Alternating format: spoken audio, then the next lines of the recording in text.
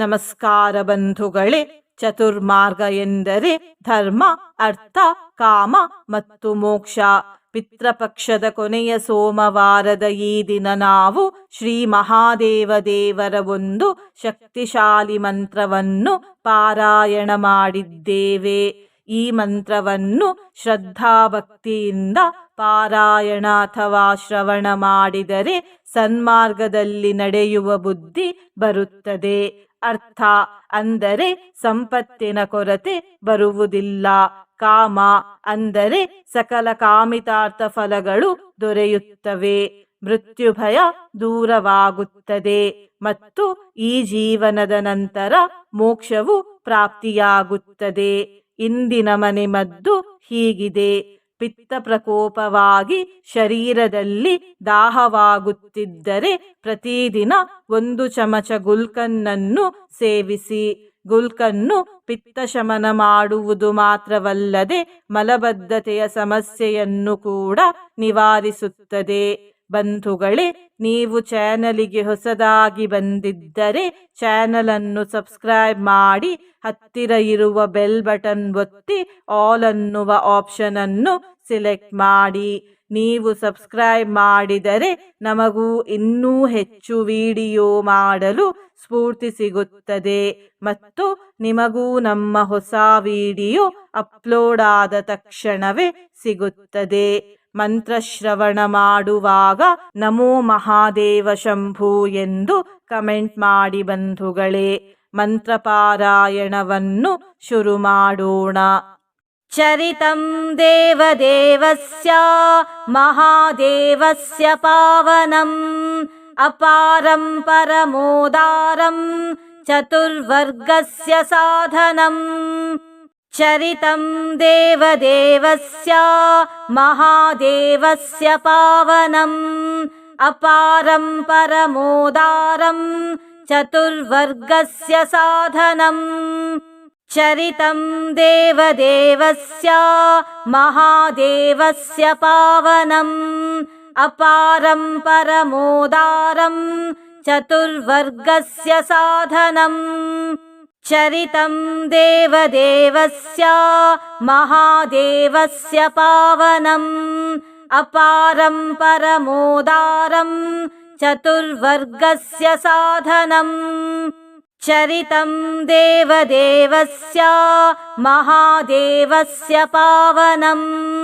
ಅಪಾರಂ ಪರಮೋದಾರಂ ಚತುರ್ವರ್ಗಸ್ಯ ಸಾಧನಂ. ಚರಿತಂ ದೇವದೇವಸ್ಯ ಮಹಾದೇವಸ್ಯ ಪಾವನಂ ಅಪಾರಂ ಪರಮೋದಾರಂ ಚತುರ್ವರ್ಗಸ್ಯ ಸಾಧನಂ. ಚರಿತಂ ದೇವದೇವಸ್ಯ ಮಹಾದೇವಸ್ಯ ಪಾವನಂ ಅಪಾರಂ ಪರಮೋದಾರಂ ಚತುರ್ವರ್ಗಸ್ಯ ಸಾಧನಂ. ಚರಿತಂ ದೇವದೇವಸ್ಯ ಮಹಾದೇವಸ್ಯ ಪಾವನಂ ಅಪಾರಂ ಪರಮೋದಾರಂ ಚತುರ್ವರ್ಗಸ್ಯ ಸಾಧನಂ. ಚರಿತಂ ದೇವದೇವಸ್ಯ ಮಹಾದೇವಸ್ಯ ಪಾವನಂ ಅಪಾರಂ ಪರಮೋದಾರಂ ಚತುರ್ವರ್ಗಸ್ಯ ಸಾಧನಂ. ಚರಿತಂ ದೇವದೇವಸ್ಯ ಮಹಾದೇವಸ್ಯ ಪಾವನಂ ಅಪಾರಂ ಪರಮೋದಾರಂ ಚತುರ್ವರ್ಗಸ್ಯ ಸಾಧನಂ. ಚರಿತಂ ದೇವದೇವಸ್ಯ ಮಹಾದೇವಸ್ಯ ಪಾವನಂ ಅಪಾರಂ ಪರಮೋದಾರಂ ಚತುರ್ವರ್ಗಸ್ಯ ಸಾಧನಂ. ಚರಿತಂ ದೇವದೇವಸ್ಯ ಮಹಾದೇವಸ್ಯ ಪಾವನಂ ಅಪಾರಂ ಪರಮೋದಾರಂ ಚತುರ್ವರ್ಗಸ್ಯ ಸಾಧನಂ. ಚರಿತಂ ದೇವದೇವಸ್ಯ ಮಹಾದೇವಸ್ಯ ಪಾವನಂ ಅಪಾರಂ ಪರಮೋದಾರಂ ಚತುರ್ವರ್ಗಸ್ಯ ಸಾಧನಂ. ಚರಿತಂ ದೇವದೇವಸ್ಯ ಮಹಾದೇವಸ್ಯ ಪಾವನಂ ಅಪಾರಂ ಪರಮೋದಾರಂ चतुर्वर्गस्य साधनम् चरितं देवदेवस्य महादेवस्य पावनम् अपारं परमोदारं चतुर्वर्गस्य साधनम् चरितं देवदेवस्य महादेवस्य पावनम् अपारं परमोदारं चतुर्वर्गस्य साधनम् चरितं देवदेवस्य महादेवस्य पावनम् अपारं परमोदारं चतुर्वर्गस्य साधनम् चरितं देवदेवस्य महादेवस्य पावनम् अपारं परमोदारं चतुर्वर्गस्य साधनम् चरितं देवदेवस्य महादेवस्य पावनम् अपारं परमोदारं चतुर्वर्गस्य साधनम् चरितं देवदेवस्य महादेवस्य पावनम् अपारं परमोदारं चतुर्वर्गस्य साधनम् चरितं देवदेवस्य महादेवस्य पावनम् अपारं परमोदारं चतुर्वर्गस्य साधनम् चरितं देवदेवस्य महादेवस्य पावनम् अपारं परमोदारं चतुर्वर्गस्य साधनम् चरितं देवदेवस्य महादेवस्य पावनम् अपारं परमोदारं चतुर्वर्गस्य साधनम् चरितं देवदेवस्य महादेवस्य पावनम् अपारं परमोदारं चतुर्वर्गस्य साधनम् चरितं देवदेवस्य महादेवस्य पावनम् अपारं परमोदारं चतुर्वर्गस्य साधनम् चरितं देवदेवस्य महादेवस्य पावनम् अपारं परमोदारं चतुर्वर्गस्य साधनम् चरितं देवदेवस्य महादेवस्य पावनम् अपारं परमोदारं चतुर्वर्गस्य साधनम् चरितं देवदेवस्य महादेवस्य पावनम् अपारं परमोदारं चतुर्वर्गस्य साधनम् चरितं देवदेवस्य महादेवस्य पावनम् अपारं परमोदारं चतुर्वर्गस्य साधनम् चरितं देवदेवस्य महादेवस्य पावनम् अपारं परमोदारं चतुर्वर्गस्य साधनम् चरितं देवदेवस्य महादेवस्य पावनम् अपारं परमोदारं चतुर्वर्गस्य साधनम् चरितं देवदेवस्य महादेवस्य पावनम् अपारं परमोदारं चतुर्वर्गस्य साधनम् चरितं देवदेवस्य महादेवस्य पावनम् अपारं परमोदारं चतुर्वर्गस्य साधनम् चरितं देवदेवस्य महादेवस्य पावनम् अपारं परमोदारं चतुर्वर्गस्य साधनम् चरितं देवदेवस्य महादेवस्य पावनम् अपारं परमोदारं चतुर्वर्गस्य साधनम् चरितं देवदेवस्य महादेवस्य पावनम् अपारं परमोदारं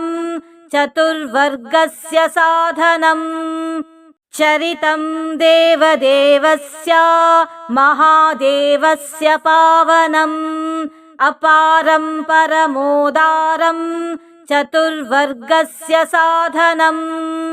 चरितं देवदेवस्य महादेवस्य पावनम् अपारं परमोदारं चतुर्वर्गस्य साधनम् चरितं देवदेवस्य महादेवस्य पावनम् अपारं परमोदारं चतुर्वर्गस्य साधनम् चरितं देवदेवस्य महादेवस्य पावनम् अपारं परमोदारं चतुर्वर्गस्य साधनम् चरितं देवदेवस्य महादेवस्य पावनम् अपारं परमोदारं चतुर्वर्गस्य साधनम् चरितं देवदेवस्य महादेवस्य पावनम् अपारं परमोदारं चतुर्वर्गस्य साधनम् चरितं देवदेवस्य महादेवस्य पावनम् अपारं परमोदारं चतुर्वर्गस्य साधनम् चरितं देवदेवस्य महादेवस्य पावनम् अपारं परमोदारं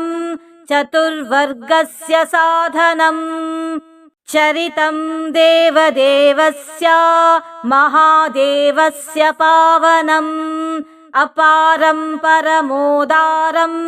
चतुर्वर्गस्य साधनम् चरितं देवदेवस्य महादेवस्य पावनम्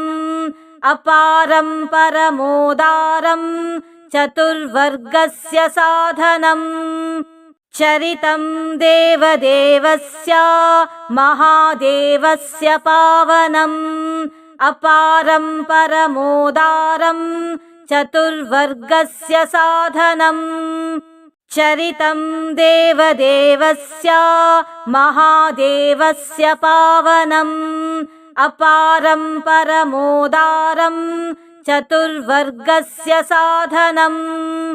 चरितं देवदेवस्य महादेवस्य पावनम् अपारं परमोदारं चतुर्वर्गस्य साधनम् चरितं देवदेवस्य महादेवस्य पावनम् अपारं परमोदारं चतुर्वर्गस्य साधनम् चरितं देवदेवस्य महादेवस्य पावनम् अपारं परमोदारं चतुर्वर्गस्य साधनम् चरितं देवदेवस्य महादेवस्य पावनम् अपारं परमोदारं चतुर्वर्गस्य साधनम् चरितं देवदेवस्य महादेवस्य पावनम् अपारं परमोदारं चतुर्वर्गस्य साधनम् चरितं देवदेवस्य महादेवस्य पावनम् अपारं परमोदारं चतुर्वर्गस्य साधनम् चरितं देवदेवस्य महादेवस्य पावनम् अपारं परमोदारं चतुर्वर्गस्य साधनम् चरितं देवदेवस्य महादेवस्य पावनम्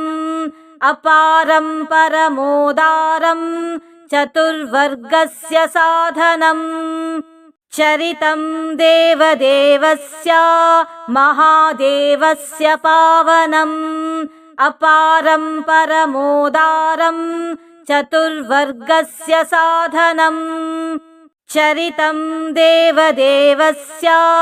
महादेवस्य पावनम् अपारं परमोदारं चतुर्वर्गस्य साधनम् चरितं देवदेवस्य महादेवस्य पावनम्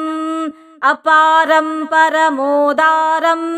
चतुर्वर्गस्य साधनम् चरितं देवदेवस्य महादेवस्य पावनम् अपारं परमोदारं चतुर्वर्गस्य साधनम् चरितं देवदेवस्य महादेवस्य पावनम् अपारं परमोदारं चतुर्वर्गस्य साधनम् चरितं देवदेवस्य महादेवस्य पावनम् अपारं परमोदारं चतुर्वर्गस्य साधनम् चरितं देवदेवस्य महादेवस्य पावनम् अपारं परमोदारं चतुर्वर्गस्य साधनम् चरितं देवदेवस्य महादेवस्य पावनम् अपारं परमोदारं चतुर्वर्गस्य साधनम् चरितं देवदेवस्य महादेवस्य पावनम् अपारं परमोदारं चतुर्वर्गस्य साधनम्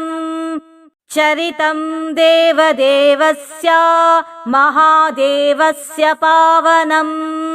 अपारं परमोदारं चतुर्वर्गस्य साधनम् चरितं देवदेवस्य महादेवस्य पावनम् अपारं परमोदारं चतुर्वर्गस्य साधनम् चरितं देवदेवस्य महादेवस्य पावनम् अपारं परमोदारं चतुर्वर्गस्य साधनम् चरितं देवदेवस्य महादेवस्य पावनम् अपारं परमोदारं चतुर्वर्गस्य साधनम्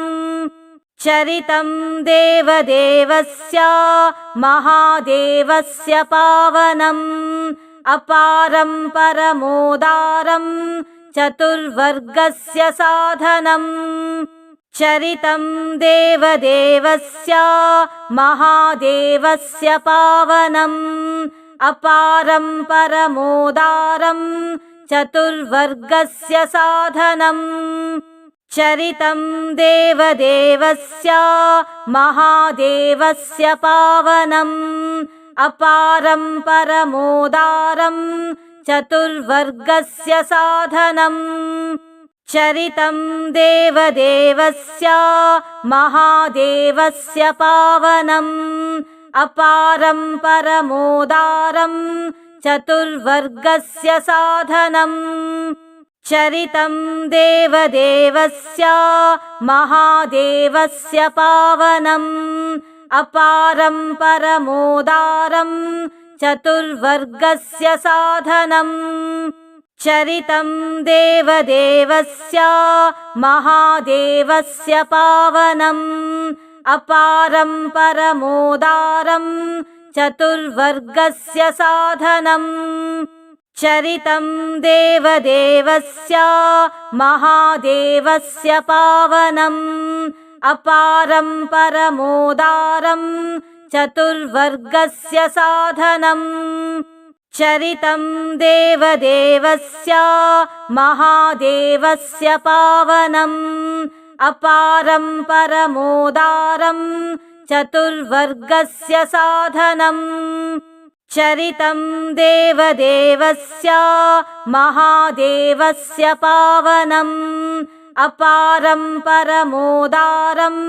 चतुर्वर्गस्य साधनम् चरितं देवदेवस्य महादेवस्य पावनम् अपारं परमोदारं चतुर्वर्गस्य साधनम् चरितं देवदेवस्य महादेवस्य पावनम् अपारं परमोदारं चतुर्वर्गस्य साधनम् चरितं देवदेवस्य महादेवस्य पावनम् अपारं परमोदारं चतुर्वर्गस्य साधनम् चरितं देवदेवस्य महादेवस्य पावनम् अपारं परमोदारं चतुर्वर्गस्य साधनम् चरितं देवदेवस्य महादेवस्य पावनम् अपारं परमोदारं चतुर्वर्गस्य साधनम् चरितं देवदेवस्य महादेवस्य पावनम् अपारं परमोदारं चतुर्वर्गस्य साधनम् चरितं देवदेवस्य महादेवस्य पावनम् अपारं परमोदारं चतुर्वर्गस्य साधनम् चरितं देवदेवस्य महादेवस्य पावनम् अपारं परमोदारं चतुर्वर्गस्य साधनम् चरितं देवदेवस्य महादेवस्य पावनम् अपारं परमोदारं चतुर्वर्गस्य साधनम् चरितं देवदेवस्य महादेवस्य पावनम् अपारं परमोदारं चतुर्वर्गस्य साधनम् चरितं देवदेवस्य महादेवस्य पावनम् अपारं परमोदारं चतुर्वर्गस्य साधनम् चरितं देवदेवस्य महादेवस्य पावनम् अपारं परमोदारं चतुर्वर्गस्य साधनम् चरितं देवदेवस्य महादेवस्य पावनम् अपारं परमोदारं चतुर्वर्गस्य साधनम् चरितं देवदेवस्य महादेवस्य पावनम् अपारं परमोदारं चतुर्वर्गस्य साधनम् चरितं देवदेवस्य महादेवस्य पावनम् अपारं परमोदारं चतुर्वर्गस्य साधनम् चरितं देवदेवस्य महादेवस्य पावनम् अपारं परमोदारं चतुर्वर्गस्य साधनम् चरितं देवदेवस्य महादेवस्य पावनम् अपारं परमोदारं चतुर्वर्गस्य साधनम् चरितं देवदेवस्य महादेवस्य पावनम् अपारं परमोदारं चतुर्वर्गस्य साधनम् चरितं देवदेवस्य महादेवस्य पावनम् अपारं परमोदारं चतुर्वर्गस्य साधनम् चरितं देवदेवस्य महादेवस्य पावनम् अपारं परमोदारं चतुर्वर्गस्य साधनम् चरितं देवदेवस्य महादेवस्य पावनम् अपारं परमोदारं चतुर्वर्गस्य साधनम् चरितं देवदेवस्य महादेवस्य पावनम् अपारं परमोदारं चतुर्वर्गस्य साधनम् चरितं देवदेवस्य महादेवस्य पावनम् अपारं परमोदारं चतुर्वर्गस्य साधनम् चरितं देवदेवस्य